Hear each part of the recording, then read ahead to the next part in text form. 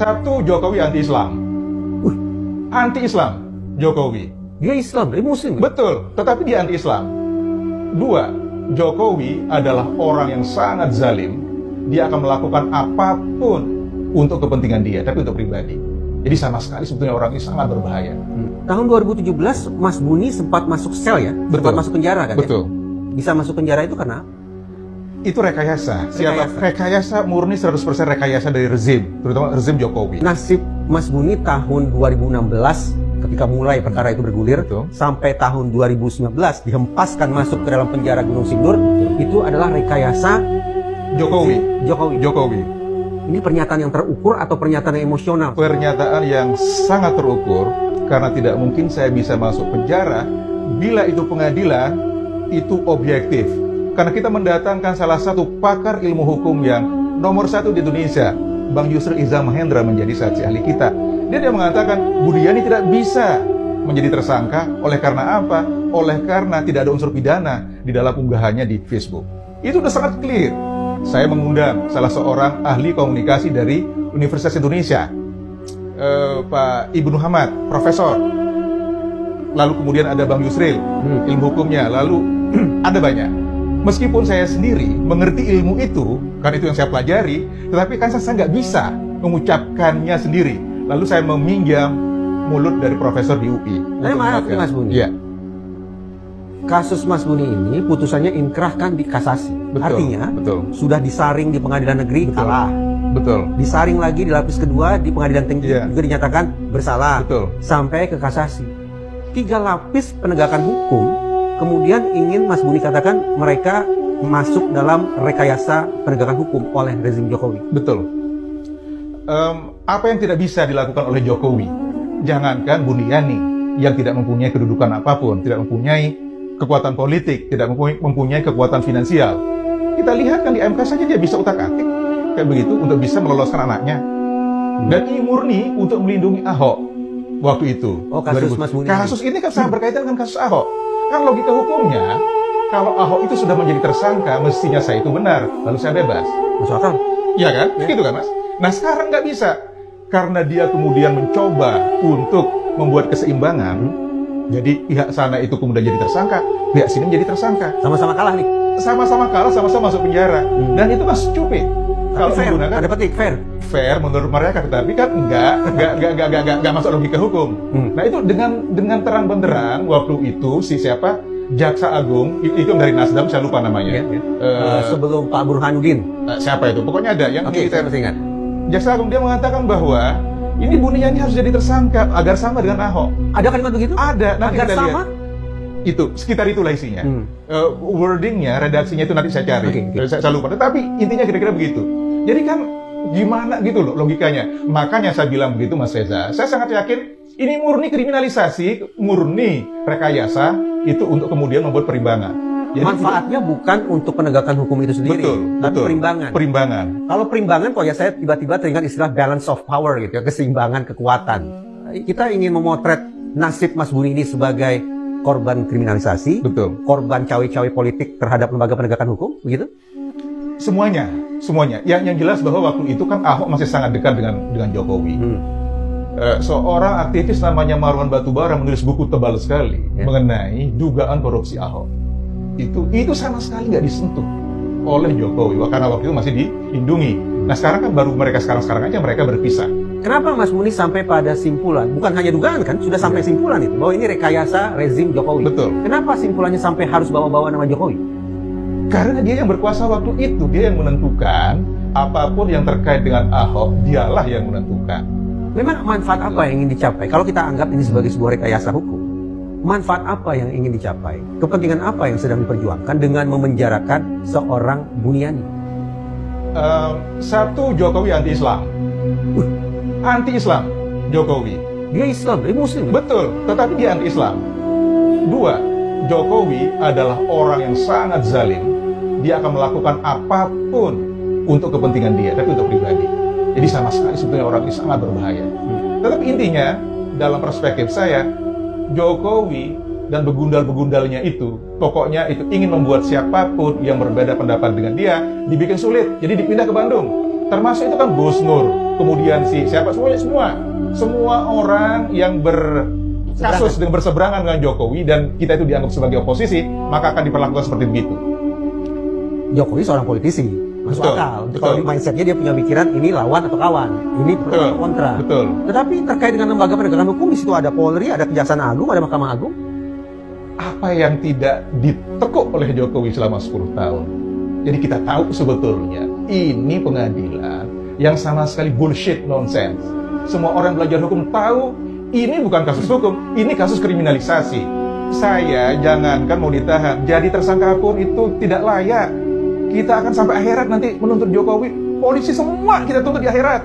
Saya itu tidak mempunyai unsur pidana. Bagaimana mungkin seseorang yang menulis di media sosial bertanya? Pasti ada tanda tanyanya ini. Ada tandanya. Jadi tersangka saja itu nggak mungkin, kata ahli hukum.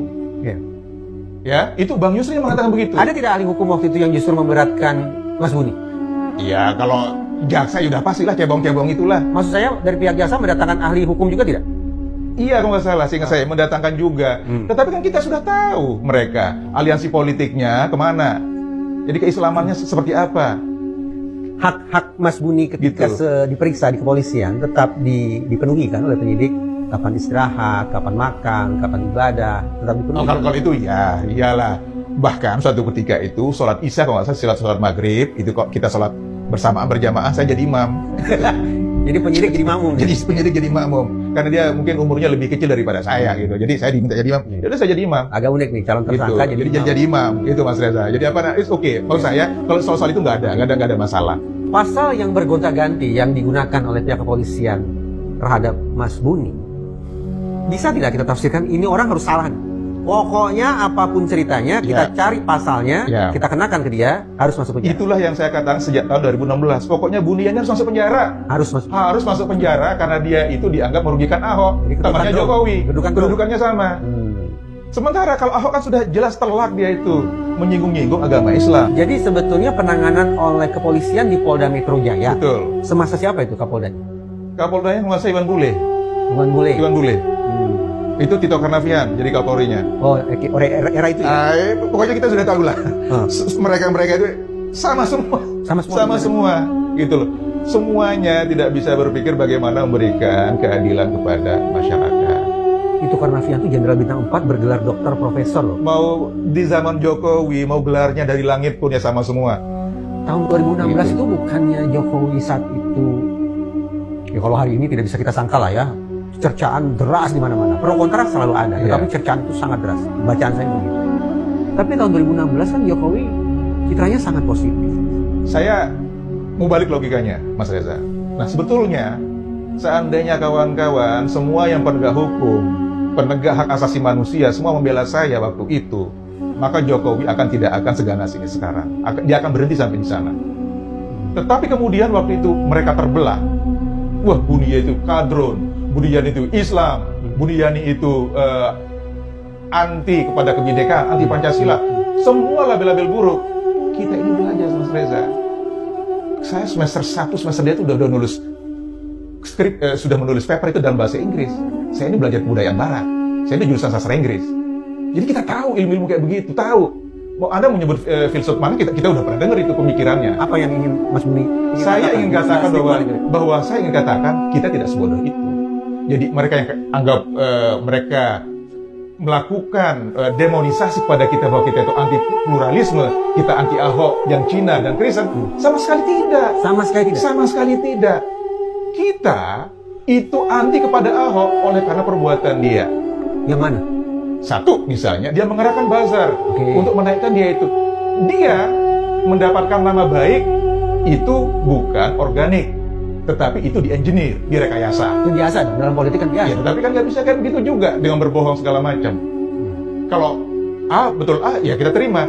Tetapi kalau A kemudian itu faktanya B, sebagai intelektual, sebagai orang yang pernah belajar ilmu itu, saya wajib ngomong, Mas Reza.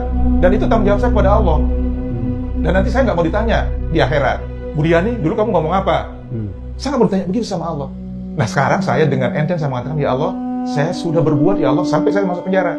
Sekarang saya serahkan kepadamu, terserah yang seadil-adilnya. Hasil 6 tahun berselang sejak Mas Buni menghirup udara bebas keluar dari lapas Gunung Sindur. Hari ini pun Mas Buni tetap merasa tidak ada tuh perasaan bersalah. Saya tidak bersalah. Udah masuk penjara, Mas. Saya tidak bersalah, Mas Reza. Saya tidak bersalah. Nabi Yusuf juga masuk penjara. Tetapi Nabi Yusuf dipenjarakan oleh siapa? Dia dipenjara waktu itu oleh penguasa di Mesir. Gara-gara betul, penguasa Mesir. Waktu itu karena dia dianggap mengganggu Zulaikha, istri dari waktu itu. Tapi sebetulnya yang mengganggu itu adalah Nabi Zulaikha, bukan Nabi Yusuf yang ingin memperkosa Zulaikha, tapi Zulaikha yang perempuan yang betul yang menggoda Nabi Yusuf.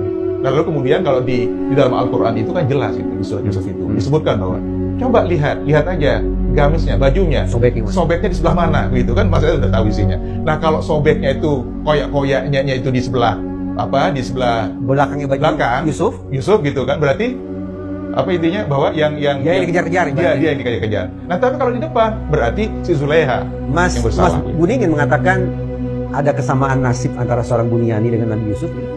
Saya tidak mengatakan, bisa ini kan orang yang hina sekali. Jadi betul, Nabi Yusuf itu kan beliau nabi ditulis di dalam Al-Quran, menjadi nama surah di dalam Al-Quran. Saya tidak ingin menyamakan diri saya dengan Nabi Yusuf, saya terlalu hina. Tapi intinya begini Mas, bahwa tidak semua orang yang masuk penjara itu salah, termasuk Nabi Yusuf. Nah, saya atas pengetahuan saya, atas seumur saya ini kuliah pekerjaan saya dan mengajar, belajar dan seterusnya.